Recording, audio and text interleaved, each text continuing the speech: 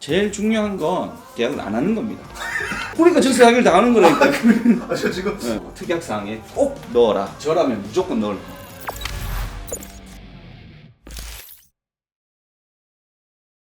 구독, 좋아요, 알림 설정 좀 해줘요. 삭가는 안 맡기셔도 알림 설정이라도 해달라고. 네, 그거는 뭐 아니 사건을 맡겨야 돼.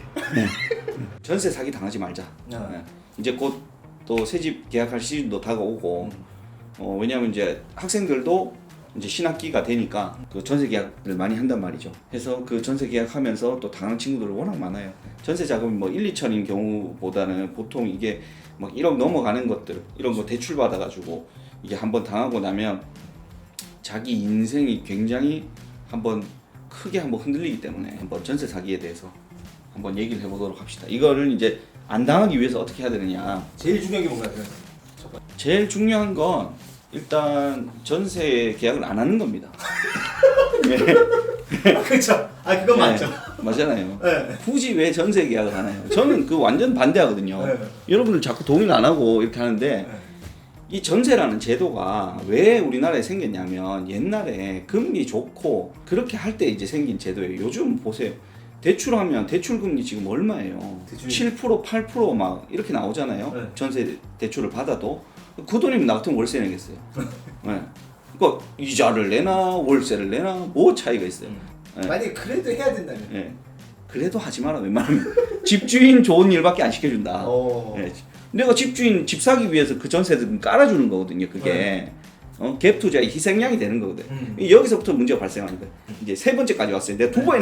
전세를. 그럼에도 불구하고 내가 전세 계약을 한다. 네. 그런 경우에는 가장 중요한 건 뭐냐? 그 집의 시세와 그 다음에 그 집에 설정된 담보권, 그 다음에 내 전세금 이걸 비교해서 그 집 시세보다 담보권 플러스 내 전세 금액이 옛날엔 뭐 80% 그랬는데 70% 넘으면 안 하면 됩니다. 일단 시세를 어떻게 확인하는지. 자, 첫 번째 이제 그래서 이제 차차 알려드릴게요. 네. 시세는 네이버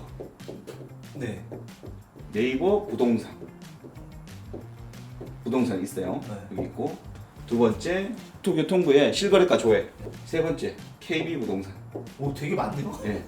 이렇게 세 가지 그 사이트나 어플 이런 데 들어가면 다 확인돼요. 빌라도 되나요? 빌라도 이제 구축은 구축은 어느 정도 있어요. 진짜. 구축은 있어요. 근데 이제 신축 빌라 좀 안 되는 게 문제가 있어요. 그래서 이런 신축 빌라 네. 이것도 하지 마라. 네. 안 하면 된다. 이건 굳이 들어가는 거. 신축 빌라 이걸 사거나 이거를 만약에 전세로 들어가는 거 있잖아요. 네. 그냥 그 건축주가 건축비 뽑아냈는데 내가 그 공헌해 주는 것밖에 안 돼요. 네, 이게 상당히 위험한 거예요, 이거. 요 시세를 일단 이렇게 확인합니다. 네. 그럼 예를 들어 이 빌라의 시세가 쉽게 얘기해서 2억이었다. 네. 2억이었어요. 근데 그러면 두 번째, 첫 번째가 이 시세를 확인했잖아요. 네. 그러면 두 번째 이제 그럼 내가 아까 얘기했던 담보권 이 담보권이 무슨 말이야 이런 수 있잖아요. 담보권은 뭐죠? 담보권 그다음 플러스 전세금 요걸 합친 금액이 네. 이 시세의 70%를 초과하면 안 된다. 네. 그러면 얼마를 초과하면 안 된다? 1억 4천. 네. 1억 4천을 넘어버리면 안 된다. 자, 그럼 담보권 어떻게 확인하냐? 네. 여러분 요런 게 있습니다. 네. 등기부 등본, 네. 등기사항 전부 증명서라고 하기도 하고. 변호사님 이 등기부 어디서 확인하나요? 그것도 없어 보여요. 진짜 깝깝합니다. 네. 두 번째 그거를 어디서 확인하느냐? 인터넷에 네이버에 네. 요 파란색 창에 네. 인터넷 등기소 이렇게 치면 사이트가 나옵니다. 네. 네. 그 대법원 인터넷 등기소 사이트가 나와요. 거기 딱 들어가면 이게 찾아서 이거 이제 넣으면은 검색이 딱 돼요. 그 주소지를 다 넣고 하면은 이 사이트에 들어가서 700원만 결제하면 됩니다. 700원. 네. 이제 내용을 보려면 네. 700원짜리가 있고 1000원짜리가 있어요. 네. 여러분 일반인들은 이 1000원짜리 결제할 필요가 없어요. 700원짜리 하면 돼. 이거는 우리가 이제 법원에 제출할 때. 법원 제출용. 여러분도 뭐 법원에 제출할 거 아니잖아요. 그렇죠. 그러니까 이 700원짜리 하면 됩니다. 이 건물이 어떻게 생겼는지에 대해서 이제 확인해 주는 게 요 등기부입니다. 첫 번째 표제부라고 나오죠. 이 건물의 주소지 나오고 이 건물이 어떻게 1층, 2층 이건 이제 면적 이런 거 막 나오는 거죠. 그다음에 그래서 이제 표제부를 넘어가면 그 다음에 갑구가 나와요. 여러분 갑을 관계할 때가 여기서 발생하는 거예요. 갑구가. 갑구가 뭐냐면 소유권자. 아. 소유권 누가 가지고 있냐? 여기 소유권 보시면 여기는 이제 소유자가 저기 윤세영이다. 네. 이렇게 이제 소유자가 여기 표시돼 있어요. 그러면 계약을 할 때 뭘 확인해야 되겠어요? 내가 지금 계약하는 집주인이 이놈이 지금 나와 앉아 있는지 네. 꼭 확인해야 돼요. 그거 어떻게 확인해요? 주민등록증. 아 지금 달라 그래야 돼요? 계약할 때 기본적으로 주민등록증 서로 확인해야죠. 아. 반드시 확인해야죠. 근데 당사자가 안 나와 있을 수도 있어요. 네. 그럼 대리인이 나와 있을 수도 있어. 그럼 대리인이라면 위임장을 확인해야죠. 그럼 본인의 주민등록증도 확인하고 대리인의 주민등록증도 확인하고 위임장도 확인하고 이 세 가지는 확인해야 돼요. 네. 그런 걸 다 확인 안 하고 막 계약을 해버리면 안 돼요. 그러니까 전세 사기를 당하는 거라니까. 저 지금 소유자의 예를 들어 7살짜리 뭐 애가 있어. 주민번호도 있거든요. 네. 집주인에 7살짜리가 있는데 7살짜리가 안 나와 있고 뭐 여기 한 40대가 나와 있어요. 그럼 걔가 아들일 수도 있는 거야. 그런 가족관계 등록 확인해 달라고 해야죠. 그러면. 그건 다 요청을 해야 되는 거예요. 네네. 그러니까 요 집주인 소유권자에 있는 사람이 여기 나와서 앉아 있는지를 반드시 확인해야 돼요. 그게 아니면은 대리인 나와 있는 경우 근데 상당히 많아요. 그러면 대리인 신분증도 확인하고 본인 신분증도 확인하고 그리고 통화 한번 하면 돼요. 그 본인하고. 여기 본인하고 통화시켜 달라. 그다음에 마지막으로 위임장 확인하고. 요 세 가지만 확인되면 그건 공인중개사에서 기본적으로 세팅을 해야 돼요. 근데 이놈의 자식들도 또 그냥 이거 물건 팔아 먹으려고 막 개판치는 애들 많거든요. 그래서 같이 사기치는. 네. 같이 사기치는 놈도 많고 요번에 이제 전세 사기 문제 됐을 때 같이 공범으로 엮여 들어간 이제 중개사 플러스 거기에 이제 그 보조원 그다음에 이도 저도 아닌 뭐 컨설팅 업자라고 하는 그 말도 안 되는 놈들 다 이제 요번에 이제 싸그리 많이 잡혀 들어갔는데 그래도 여전히 판을 쳐요 이게. 그렇기 때문에 살아남는 길은 뭐다? 하지 마라. 이런 모든 거를 뚫고 이제 본인이 전세를 지금 하고 있는 거예요. 네. 그래서 그걸 확인해요. 첫 번째 갑구의 소유권. 그 다음에 이걸 확인하려면 이제 많은 분들이 돌아왔는데 을구를 보면 돼요. 을구에 이 담보권이라는 게 담보라는 게 누구한테 이제 담보 잡는다라고 말 많이 하잖아요. 네. 이 집을 짓기 위해서 여기에 이제 근저당 여러분들 많이 얘기하는 이게 이거예요. 저당권 잡힌 거. 네. 그 다음에 이제 여기에 전세권이 있을 수도 있고 원래는 이제 법에서 나오는 뭐 질권 이런 게 있지. 이런 건 뭐 생각 할 말이에요. 여러분들 잘 모르니까 여기까지 저당권, 전세권 이게 있는데 저당권하고 그럼 근저당권 뭐가 다르냐? 있어. 근데 궁금해하지 마.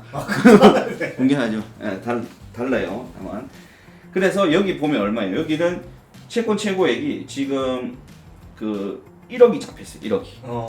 여기 지금 보시면 금액만 남겨주면 1억 1천만 원이 잡혀 있는 거예요. 네. 자, 근저당 그래서 1억. 지금 1천이 잡혀 있죠. 네. 자, 그러면 이제 나오죠. 내 전세 금액이 얼마 돼야 되겠어요? 9천 아니 5천 3천을 좀 넘어. 당하시겠네. 3천만 원 맞아요. 3천을 넘으면 안 돼요. 전세금 3천 이상 달라고 하면 계약 안 해야 돼요. 아 진짜요? 네. 근데 이런 경우가 많잖아요. 많죠. 이런 걸 막 정신없이 막 여기다가 1억짜리 전세 계약을 체결하고 있다니까요. 실제로 다 그렇게 한 거예요. 근데 보세요. 그러면 자 1억짜리 전세 계약을 체결했어. 근데 만약에 이 집주인이 아까 집주인도 제대로 확인 안 하거나 아니면 잘못돼가지고 뭐 이 집이 날아가요. 날아가 어떤 결과가 발생하는지 봅시다. 자 첫 번째 경매 딱 들어가는 순간 20% 떨어지죠. 1억 8천. 1억 8천에 경매 시작합니다.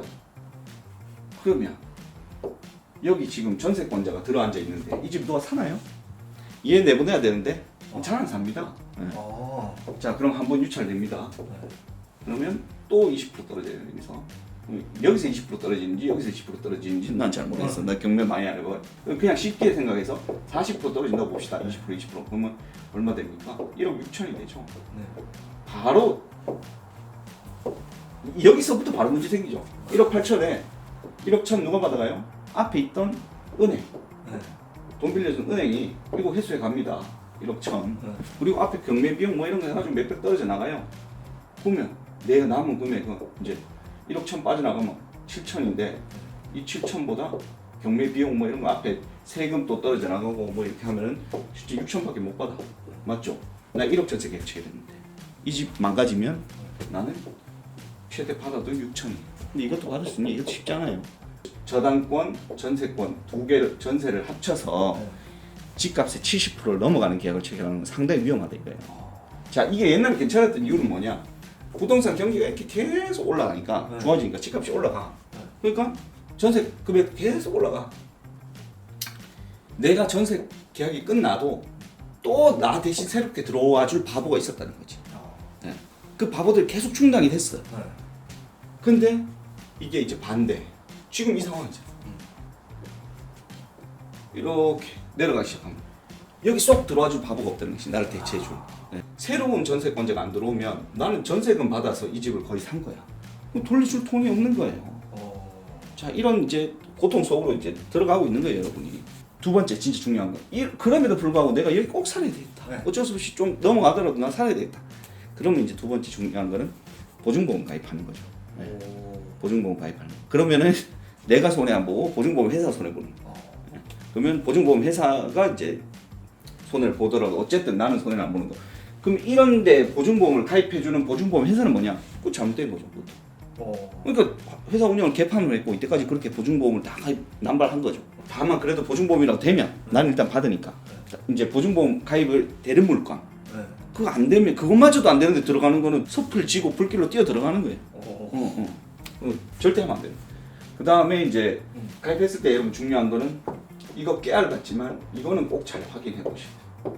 실제로 우리 의뢰인도 이 보증 약관에 따라서 제대로 몇 가지 이제 안 했다기보다는 다툼의 소지가 있는 게 있어서 소송을 했고 1심 1년 10개월 만에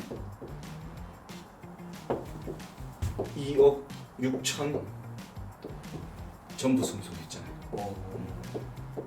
뭘 제일 중요하게 봐야 되나요? 얘들이 하지 말라는 거. 요거 하면은 네. 우리 보증 안 해줘. 네. 요거 반드시 봐야 됩니다. 그 다음에 두 번째로 반드시 지키라는 거. 그 중에 무조건 해야 되는 거는 계약서 쓰고 1번 계약서 쓰고 이 계약서 쓴 날 다 같이 쓸 거예요. 네. 그러니까 임대차 계약서도 이날 쓰고 네. 그 다음에 보증보험 계약서도 이날 쓰고 네. 그 다음에 한 가지 더 보통 대출 받으니까 대출 계약서 이 세 가지를 한 번에 쓸 거예요. 전세자금 대출 계약서까지. 자, 이 세 개를 쓰고 나서 이 당일에 딴 데 가지 말고 바로 주민센터 가서 전입신고하고 플러스 확정일자 받으면 됩니다. 이거 확정일자 이건 뭐냐? 그 직원한테 물어. 저 확정일자 받게 그거 서류 주세요. 하면 그냥 줍니다. 네. 요걸 딱 해놔야 이거 여기서 이거 반드시 하라 그러거든요. 이걸 해놔야 보험금 지급이 됩니다. 이거 안 하면 큰일 납니다. 네. 이걸 왜 해야 되나? 이걸 해놔야 나중에 보증보험 회사도 내가 어느 정도는 요걸 해놓은 걸로 인해서 순위 보전을 받아서 이거보다 후순 근저당 애들한테는 안 밀리거든요. 그렇기 때문에 이걸 안 해버리면 보험회사 입장에서 너 이거는 내가 해달라 그랬잖아. 나도 너한테 돈 주고 나서 나도 구상을 청구해야 될 거 아니야. 그걸 안 해줘 버린 거기 때문에 네, 이걸 꼭 해야 됩니다. 또 이제 구체적으로 들어가면 이제 날짜 언제 근저당 그 다음에 가압류 있는 거 급정일자 순위 그 다음에 최우선 변제 뭐 국세 이게 순서가 어떻게 되느냐 이런 거 다 있어요. 하지 마. 여러분들 이거 저는 이제 이거를 알고 있지만 할 이유가 없어. 일상생활에 그 필요가 없어. 요거만 해놓으면 되는 거예요. 요거만 해놓으면 되고 그리고 나서 이제 마지막으로 이제 뭐 특약상 그런 얘기 방송에서 많이 하던데 옛날에는 그런 것까지 안 했는데 요즘 진짜 대놓고 사기 쳐먹으려고 하는 사람들이 있어서 이 계약서 특약사항에 그것 정도는 넣어주면 좋아요. 뭐냐면 전입신고하고 확정일자를 받으면 이게 계약력이 언제부터 생기냐면 요거 한 다음 날부터 생겨요. 그러니까 예를 들어 이 날이 1월 뭐 20일이었다. 20일 오후 4시였다. 가서 이거 마무리 다 했다 하면 21일 00시부터 생기는 거예요. 혹시 이 사이에 미친 짓을 하는 놈들이 있을 수 있으니 요 특약사항에 내가 확정일자 받고 계약력 갖추는 그 사이에 담보권 설정하지 않기로 한다라는 특약사항을 넣어두면 좋다 얘기를 하더라고요. 근데 이건 진짜 대놓고 사기치는 거예요 이거는. 네. 그래서 보통 이런 짓을 하는 놈이 없었는데 하면 좋다 이런 게 있는데 제가 오늘 마지막으로 이제 이 계약서 쓸 때 특약사항에 꼭 넣어라 네. 라고 하는 부분, 저라면 무조건 넣을 거 그걸 알려드릴게요. 이거 중요한 거. 왜 중요해요? 무슨 이 전세 사기 치는 구조가 네. 바지 임대인하고 전세 계약 또는 이 집을 넘기려고 네. 팔고는 싶은데 네. 못 파니까 네. 전세권자 들여가지고 매매 대금을 전세 대금으로 대체하면서 아무런 재력 없는 놈한테 집을 탁 넘기는 구조가 전세 사기 아주 전형적인 구조입니다. 그러면 이 집을 원래 가지고 있었던 사람은 자력이 있어요. 근데 새로 받은 놈은 그 전세 사기꾼의 바지거든요. 그게 전세 사기꾼들의 바지. 집을 그놈 놈들이 50채, 100채 막 이걸 가지고 있는 거예요. 특히 이거 빌라, 여러분들 많이 들어가는 빌라, 빌라 이런 것들은 살 사람은 없어요 별로. 왜? 1억 넘어가면 내 1가구 2주택이 잡히는데 이거 사겠어요? 안 사. 투자 수요가 없어. 근데 뭐는 있다? 실거주 수요가 있어요. 특히 수도권. 실거주 수요가 있어요. 그러니까 투자 수요가 없으니까 이 빌라가 손바뀜이 쉽게 못 일어나는 거예요. 근데 뭘로 일으킨다? 바로 여러분들의 전세자금. 왜? 매매가하고 전세가하고 거의 같이 만들어 버려가지고 전세금을 어떻게 준다? 매도인, 매수인, 전세금자. 실제로는 원래는 매매하려면 매수인이 돈 줘야 되잖아요. 그걸 요 돈으로 대체하는 거예요. 네. 그리고 얘는 괜찮은 매도인이었어. 근데 얘는 뭐죠? 세모녀 사건부터 시작해서 집 몇 채 가지고 있다? 얘 500채 가지고. 네. 이런 놈한테 소유권 넘겨버리면 나 얘한테 돈 받을 수 있어요 나중에. 맞죠. 그래서 전세 기간 동안 임대인을 변경하지 않기로 한다. 만약에 변경하면 전세 계약 해지할 수 있고 나는 최초 임대인에게 보증금 반환 청구할 수 있다. 여기다 때릴 수 있다. 원래는 못 때리는 거죠? 이게 주택임대차 보호법이 생기면서 이 소유자가 바뀌면 그냥 매수인이 그 보증금을 반환을 해야 될 의무를 승계하게 돼 있어요. 승계 조항이 있어요. 이거 옛날에 원래 이 전세권자를 보호해주기 위한 법이었어요. 왜냐하면 이게 바뀌었는데 또 불구하고 얘한테 청구를 해야 되면 이 집도 집은 얘가 가지고 있는데 얘는 재산이 있을지 없을지 또 모르잖아요. 그러니까 그냥 너는 집 가지고 있는 얘한테 청구하라 이렇게 보호해 준 거예요. 근데 어떤 상황이 발생했죠? 이 집이 깡통인 거야. 이 깡통이고 얘가 뭐 몇백 채씩 가지고 있고 이러면 얘가 진짜 깡통이고 오히려 얘가 정상인 거야. 이런 이제 전세 사기의 문제가 이제 상황이 발생을 해버리니까 원래는 보호해 주려고 했는데 이게 승계한다고 해버리니까 이 승계 규정 때문에 얘는 얘한테 청구를 해야 되는 거예요. 이 승계 규정을 안 따르고 오히려 이건 임대인에게 유리하게 임차인한테 유리하게 정하는 것이기 때문에 이렇게 정할 수 있어요. 지금 전세 사기의 구조나 상황을 볼 때 집주인의 손바뀜이 일어나는 순간이 굉장히 위험하고 그때에 나는 기존 임대인한테 최초 임대인에게 보증금을 청구할 수 있다. 반드시 나요. 여기다 좀 더 추가하면은 집주인 바뀌면은 나한테 통보해 주기로 한다. 통보하기로 한다. 안 해주면 손해배상 진다. 변경 시 누구? 임대인. 자, 요거는 꼭 넣어두면 좋습니다. 근데 그거 집주인이 안 넣어주겠다는 건 어떡해요? 하지 마요. 근데 하지 말라고 했잖아. 전세 이제 곧 신학기가 들어오고 여러분들이 전세 계약을 체결할 수도 있기 때문에 얘기를 했죠. 첫 번째, 하지 마라. 전세. 두 번째도 하지 마라. 그럼에도 불구하고 전세 계약을 체결한다면 아까 얘기했던 담보권 전세 대금을 합했을 때 집값의 70%를 넣으면 안 된다. 두 번째, 그걸 넘는데도 하고 싶으면 보증보험을 반드시 넣어라. 보증보험 계약 체결하는. 보증보험 계약을 안 해주는 물건을 계약하는 것은 상당히 위험성이 크다. 그래서 보증계약 체결할 때 보증약관 잘 살펴라. 그래서 전입신고하고 확정일자 받아놔야 된다. 그 다음에 특약사항에 이 확정일자 대항력까지 사이에 다른 담보권 설정하면 손해배상해주기로 하는 거. 그 다음에 그것보다 더 중요한 거는 오늘의 하이라이트. 꼭 한다면 이 특약사항 반드시 넣어라. 이상.